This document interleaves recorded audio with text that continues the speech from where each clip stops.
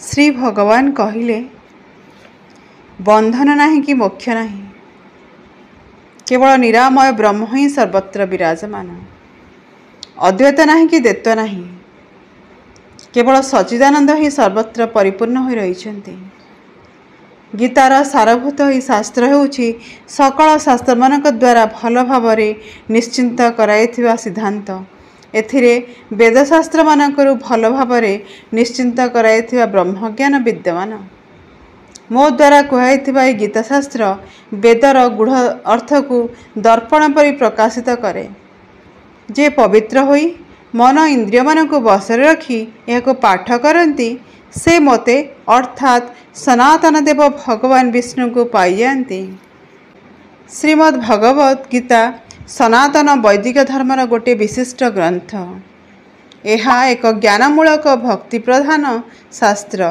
एथिरे समुदाय 18 कोटी अध्याय रही।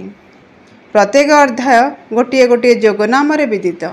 जेमिति प्रथम अध्याय अर्जुन विषाद जोग, एथिरे 46 श्लोक अछंती। द्वितीय अध्याय सांख्य जोग, एथिरे 62 श्लोक अछंती। तृतीय अध्याय कर्मयोग, एथिरे 43 श्लोक अछंती। चतुर्थ अध्याय ज्ञान कर्म संन्यास योग, एथिरे 42 श्लोक अछंती। पंचम अध्याय कर्म संन्यास योग, एथिरे 29 श्लोक अछंती। षष्ठ अध्याय आत्म संयम योग, एथिरे 47 श्लोक अछंती। सप्तम अध्याय ज्ञान विज्ञान योग, एथिरे 30 श्लोक अछंती। अष्टम अध्याय अक्षर ब्रह्म योग, एथिरे 68 श्लोक अछंती। नवम अध्याय राजविद्या राजज्ञ योग, एथिरे 34 श्लोक अछंती। दशम अध्याय विभूति योग, 42 श्लोक अछंती। 11 अध्याय विश्वरूप दर्शन योग, एथिरे 55 श्लोक अछंती। 12 अध्याय भक्ति योग नाम नामित, एथिरे 20 श्लोक अछंती। 13 अध्याय क्षेत्रज्ञ योग, 34 श्लोक अछंती। 14 अध्याय गुणत्रय विभाग योग, 15 अध्याय पुरुषोत्तम योग, 20 श्लोक अछंती। 16 अध्याय दैवासुर संपद विभाग योग, एथिरे 24 श्लोक अछंती। 17 अध्याय श्रद्धात्रय विभाग योग, एथिरे 28 श्लोक अछंती। आखिरे न थाए पलक जहार सोइब किपरि सिए, सारा जगत को निदरे शुआई निजे उजागर थाए। जीवनर पथ भारी अंका बंका, केबे खरा केबे छाई। श्रीछंदा चरणे स्थान देव प्रभु सुपथरे मते नहीं। धन्यवाद देवी आपण मानकु, मो श्रोता मानकु, मो व्यूअर्स मानकु जो माने मते एते मात्रा रे भल पाइबा देइछंती। सेथिबे मु पुणी गीतार श्लोक नेकी आसीछि। आपण माने एते मते सब्सक्राइब करछंती, लाइक करछंती, कमेंट करछंती, सेथिबे शुणुछंती, सेथिबे आपनको अनेक धन्यवाद। मु आरती स्वागत करुछि मोर चैनल आकाशदीप को। एथरे मु नै आछि श्रीमद् भगवत गीतार प्रथम अध्याय अर्जुन विषाद योगर प्रथम रु पंचम श्लोक पर्यंत एथरे मु आलोकपात करिछि। अर्जुन विषाद योग से योगरे भगवान अर्जुन को निमित्त करी श्री गीता रूपरे समस्त विश्व को जो महान उपदेश देइछंती, एई अध्याय होछि ताहार अवतरण मात्र। एथिरे दुई पक्षर प्रधान प्रधान योद्धांक नाम उल्लेख करा जिबा परे मुख्यतः बंधुनाश आशंकार उत्पन्न होइथिबा अर्जुनकर मोहजनित विषाद वर्णना कराଯାଇଛି। उत्तम संग मिलिगले एपरि विषाद सांसारिक भोगरे मध्य वैराग्य उदय कराई दिए एवं वैराग्य भावना द्वारा मनुष्य को कल्याण दिगरे मध्य नहीं जाए। तेणु यही अध्यायर नाम अर्जुन विषाद योग रखा जाइछि। यही अध्यायर प्रथम श्लोक रे धृतराष्ट्र संजय को युद्धर विवरणी पचारिछंती।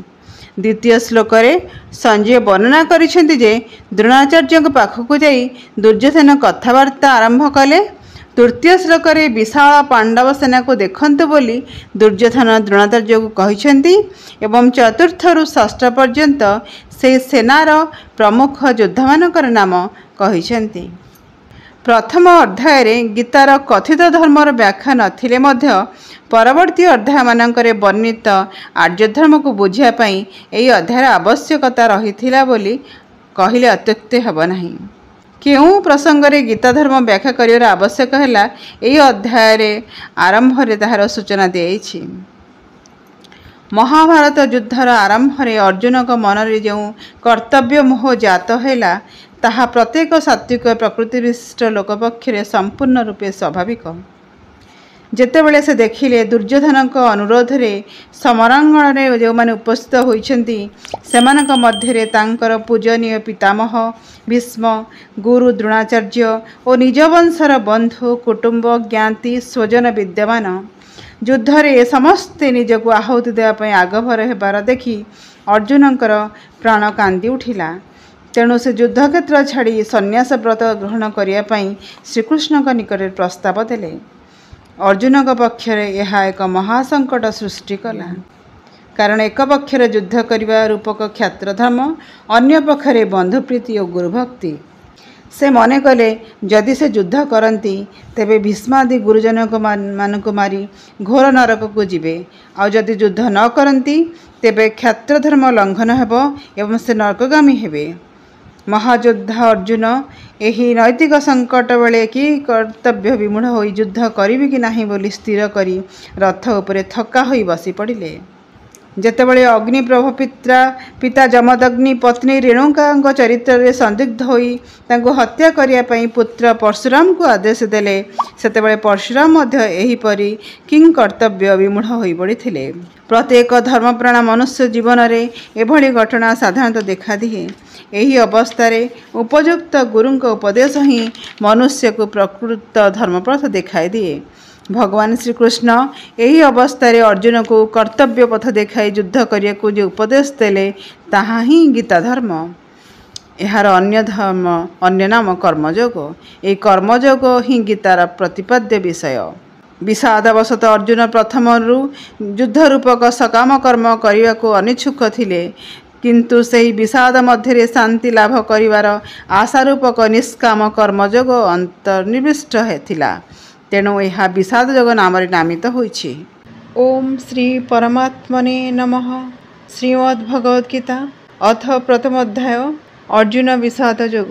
ଧୃତରାଷ୍ଟ୍ର ଉବାଚ ଧର୍ମକ୍ଷେତ୍ରେ କୁରୁକ୍ଷେତ୍ରେ ସମବେତାଯୁଯୁଶ୍ଚବଃ ମାମକାଃ ପାଣ୍ଡବଶ୍ଚୈବ କିମକୁର୍ବତ ସଞ୍ଜୟ।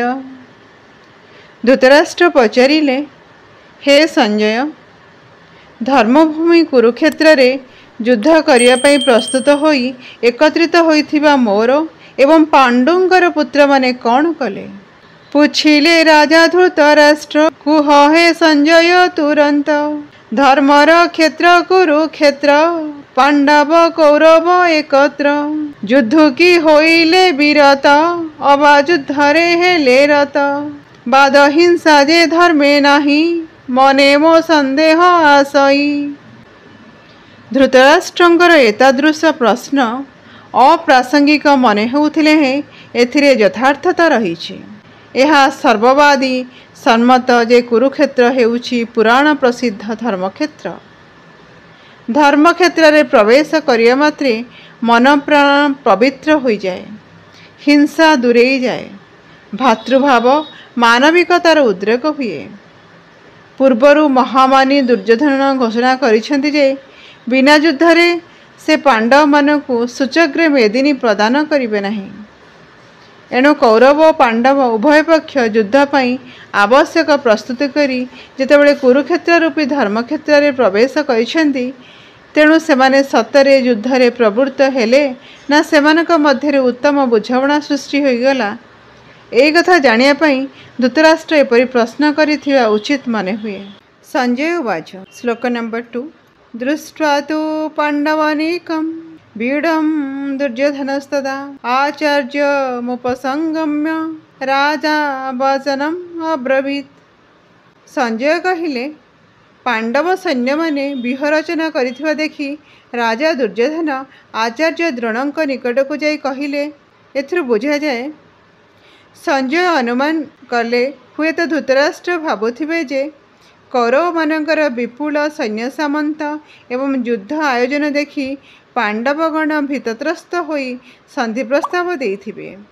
ଏଣୁ ବୁଝାଇ ଦେଲେ, ମହାରାଜ, पांडवମାନେ आदौ भय करती नहीं, बरं सेमानंक व्यूहरचना देखि दुर्योधन शंकाग्रस्त होई आचार्य द्रोणंक पाखरे विपक्ष शक्तिर वैशिष्ट्य वर्णना कले। श्लोक नंबर 3। पश्येतं पाण्डुपुत्राणाम् आचार्य महतीं जमुं व्यूढां द्रुपदपुत्रेण तव शिष्येण धीमता। हे आचार्य, आपणक शिष्य द्रुपदनंदन धृष्टद्युम्न विरचित दुर्भेद्य व्यूहरचन सुसज्जित पांडवमानकर विशाल सैन्य समावेश को निरीक्षण करंतु। ज्येष्ठपुत्र से दुर्योधन पांडव सैन देखिन अभेद्य दुर्गम नरम द्रोण को कहती से पुण हे गुरुंकर दर्शन सैन पांडवंक जान शिष्य जे प्रिय अटे पार्थ ता संगे द्रुपदंक सुत अछंती विहमुखे से ही भेदिवा कष्ट जे अटई। दुर्योधन खूब चतुर थिले। पांडव मानकर रणकौशल धृष्टद्युम्नकर व्यूहरचन से किछि परिमाण रे भयभीत होई पड़िथिले। से जानिथिले गुरु द्रोणाचार्य अमित शक्तिशाली, पुणी तांको पक्षरे पितामह भीष्म मध्य अछंती। पूर्वरु धृष्टद्युम्न को द्रोणाचार्य अपमानित करिथिले। से प्रतिशोध नेबा उद्देश्य पांडव पक्ष ग्रहण करी एपरी व्यूह रचना करिछि बोली कहिले द्रोणाचार्य निश्चित भाव अधिक उत्तेजित हेबे एवं सेमानक विरुद्ध रे समस्त कौशल खटाई युद्ध करिवे। एही परिप्रेक्षी रे दुर्योधन द्रोणाचार्य को सचेतन कराई देइछन्ति जे धृष्टद्युम्न तांकर शिष्य हेले मध्य तांको नगण्य भाविया उचित नुहे। श्लोक नंबर 4। अत्र शूर महेश्वासा भीमार्जुन समायुधि जुजुधानो विराटश्च द्रुपदश्च महारथ। एही पांडव सैन्य बलरे भीम अर्जुनंक परि महाधनुर्धारी वीर सात्विकी विराट द्रुपद आदि महारथी माने अछंती। श्लोक नंबर 5। दुष्टकेतुश्चकितानः काशीराजश्च वीर्यवान् पुरोजित् कुन्तीभोजश्च शैवश्च नरपुंगवः। धृष्टकेतु चेकितान काशीराज पुरोजित् कुन्तीभोज एवं नरश्रेष्ठ शैव अछंती। ए युद्धे बहुसुर वीर सर्वे जे एहा महाधनुर्धर भीम अर्जुन समपूर्ण विराटेश्वर जुजुधान तहि जे द्रुपद राजन युद्धरे विक्रम असीम चेकितान जे दृष्टकेतु काशीर राजन जानन्तु कुन्तीभोज ओ पुरजित् शैवादि महावीर्यवन्त।